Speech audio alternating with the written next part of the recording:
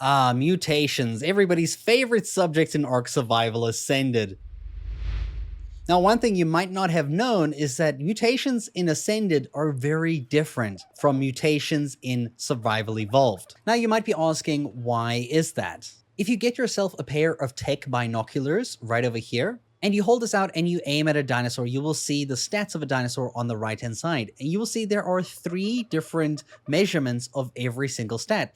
In the previous game, there was only 2. Take note of the health over here. The health is 152, and then in brackets, there's a 14, a 0, and a 0. What do these numbers mean? The 14 is the 14 out of its level 75 that got assigned to the health stat. Much like every dinosaur in the game, every dinosaur's level is segmented by how many of those levels get put into different stats. So of 75, 14 of them went into health, 10 of them went into stamina, 18 of them went into food, 10 into weight, 12 into oxygen, and 10 into melee damage, as you can tell. And if you add all of those up, it equals level 75. But why are there 2 zeros to the right of that? What do those mean? Now, one of those stat counters is actually for the level ups that you put into a dinosaur. For example, on this dodo, if I go ahead and I put 1 stat, just 1 point into health, you'll see its health goes up by a percentage of its original amount. In this case, this dodo over here has 15 levels into HP, and now you can see it has a 1 in the very final slot,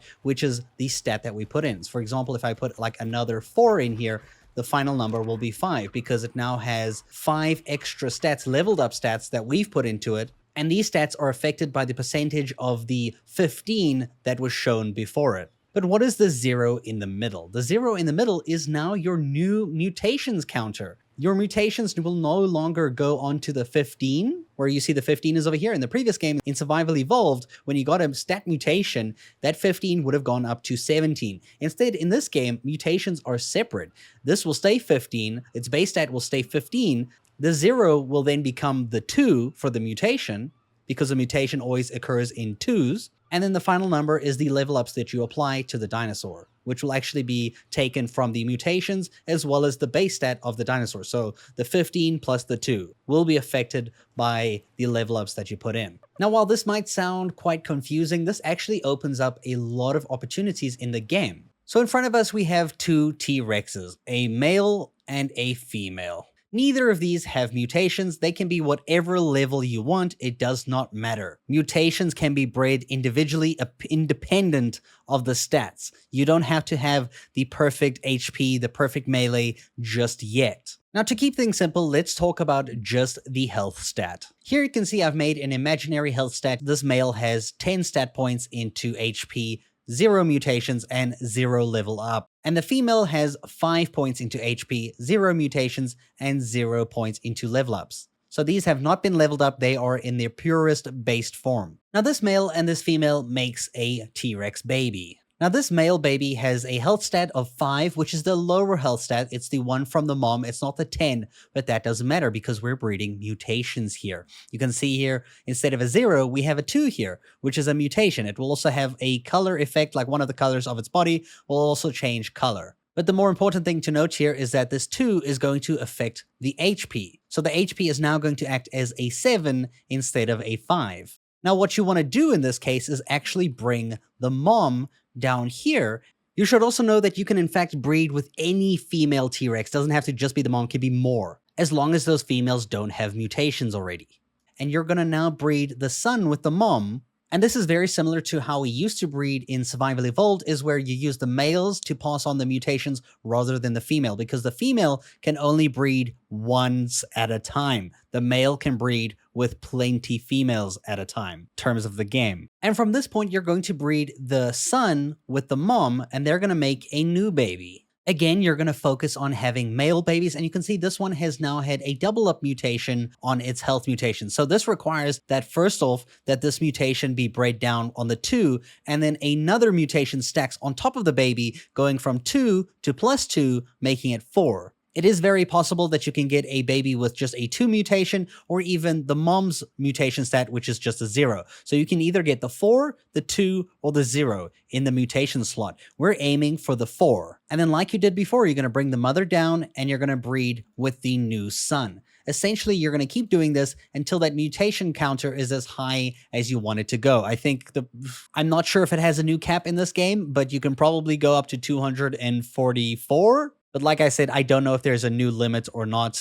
244 plus the original base stat. I'm not sure if it adds up to more than that, because you can get some ridiculous numbers in this case. So let's say for interest's sake, we breed like a couple more times, a bunch more times. And at this point, our male baby dinosaur has a health stat of 5, mutation health stat of 78, and level ups 0 because we haven't leveled it up. Now this acts as a 78 plus 5, which is 83. Its health stat technically would act as if it had 83 points into HP, which gives it a ton of HP. It's going to be several times bigger than its original dad.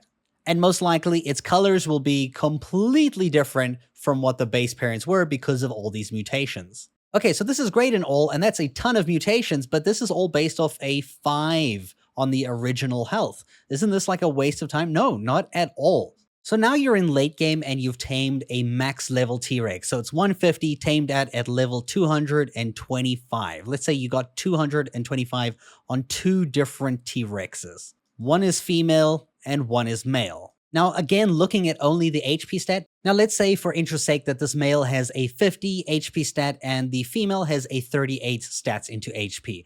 Clearly, the male one has a higher stat. Now, what you're going to do from this point onwards is breed these two until you find the highest base stat. The first stat over here, the 38 and the 50, you want the 50 to be on the baby. So we're going to breed these two down, and you're also going to want to make sure it has the highest melee damage, the highest stamina, all of the highest stats that you want. And now we get a female with a health stat of 50, which you got from the male, and maybe it has the best weight, stamina, and melee damage as well. Let's say this is the perfect pair with the best base stats that you could possibly get on a T-Rex that you've tamed, and you've tamed hundreds of them. Now at this point, we're going to go ahead and go to that baby, the one that has the mutation stacks over here, and we're going to go ahead and move it here, and we're going to breed this one with the new female with the very high HP.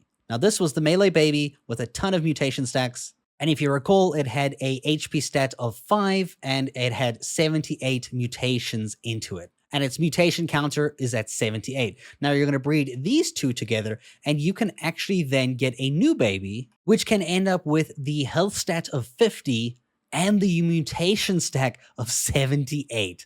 You can pass across mutations to other T-Rexes with different stats. The mutation now is like a separate thing that you can mutate. The same how you can do with colors. Colors are no longer linked to mutations. You can breed the colors irrespective of whether the mutation carries across or not.